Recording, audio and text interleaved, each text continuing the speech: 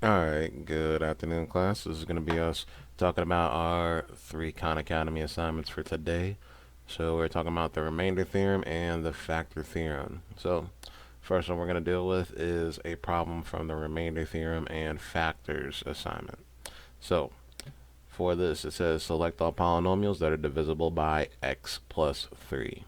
Now, you could just as well go through and divide for all four of these, but a simpler option is to do the remainder theorem slash factor theorem and then see which one of these ends up giving us a remainder of 0. So here's what we're going to do.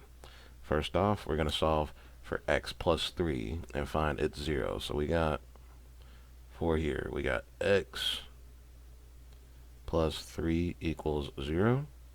When we solve this, this means that we got to subtract 3 from both sides, which means that x equals -3. Now, when we go through to do this, the simple way that we can go through and find this out is using our calculator. So that's just what we're going to do. Now, I pulled up a virtual TI calculator.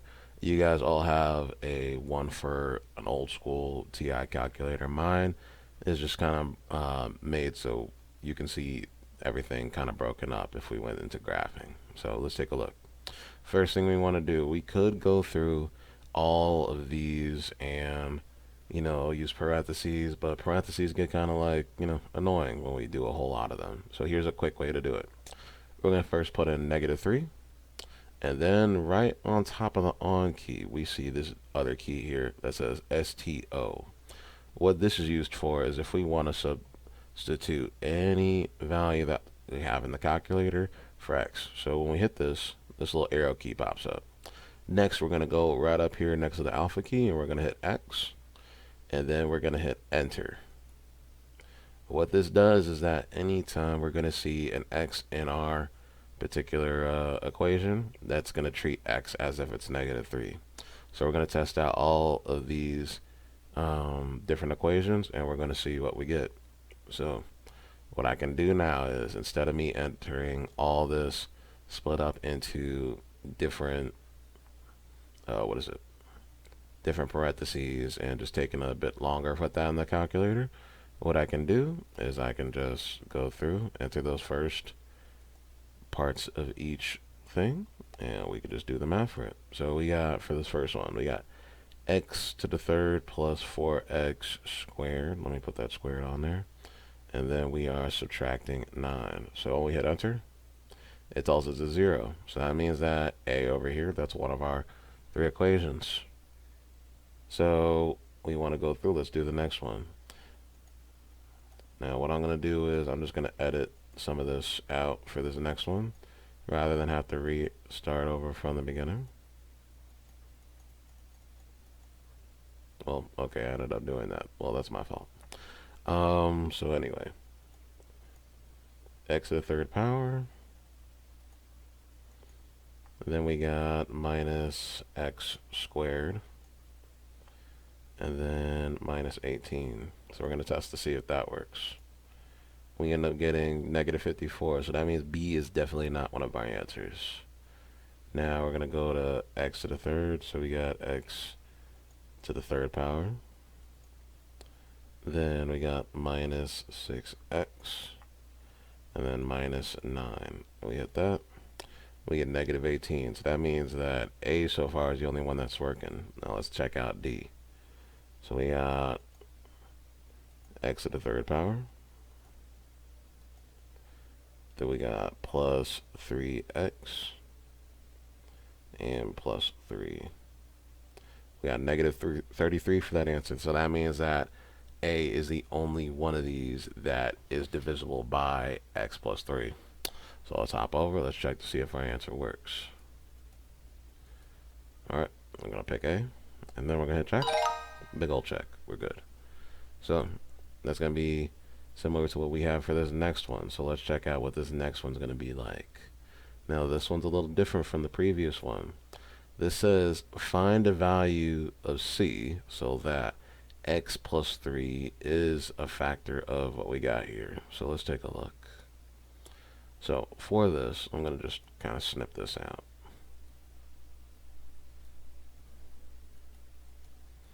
Bring this over to our whiteboard.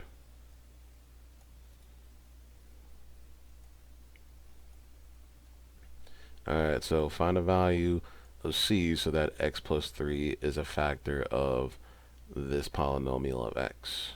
Now, in order for you to find out if we got a missing coefficient in this case, what we're going to have to do is we're going to solve for the 0 for this again. So we know when we do this, to make it easier on ourselves, we got x plus 3 equals 0. We got to make sure that we subtract both sides by 3, which ends up giving us x equals negative 3. So this right here, this is our answer that we get when we go through to do this. So this is the 0 that we get. What we're going to do, we're going to plug this into our equation that they give us here for all the x's. And then, since c is the only one that we don't know, we're going to solve for c. So let's rewrite what we got here. So for this problem,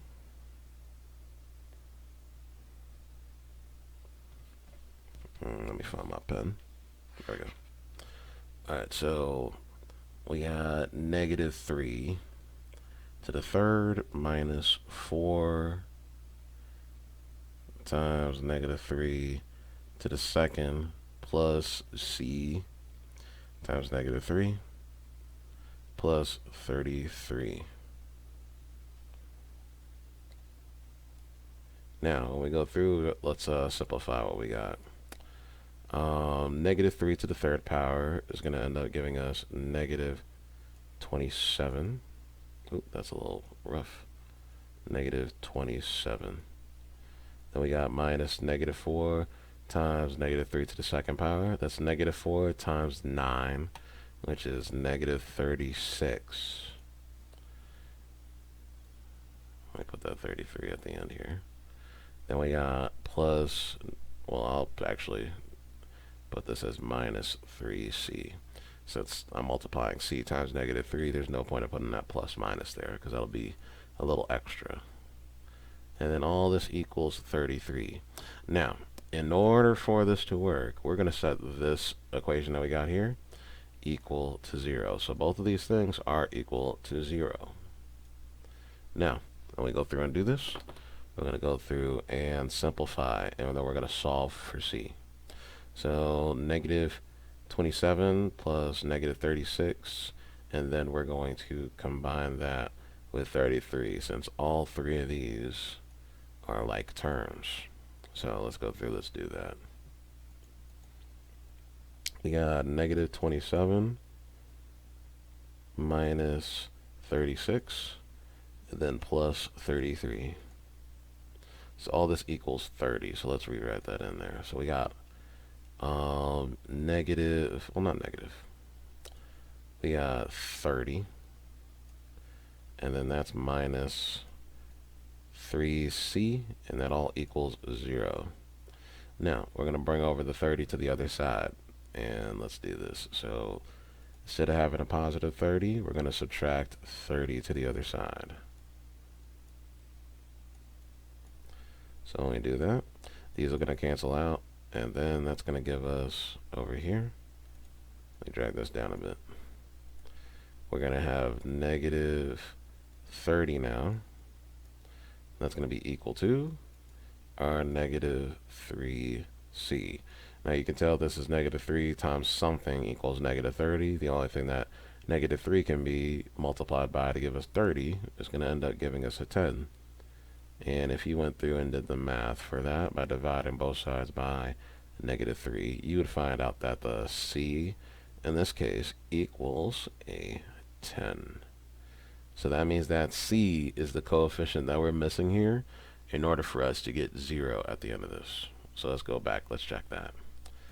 Let's say c equals 10, and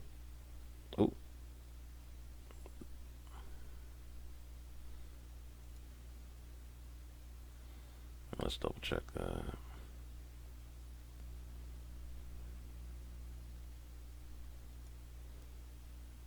Oh, see, I made a mistake. That's actually a negative 30. I put 30. So that means that, what that means, our answer is actually going to be a negative 10. That changes the sign for our last part. So we're going to put a negative 10 there because this was a positive 30 because that was a negative. Let's just adjust that all. Okay, and let's go through.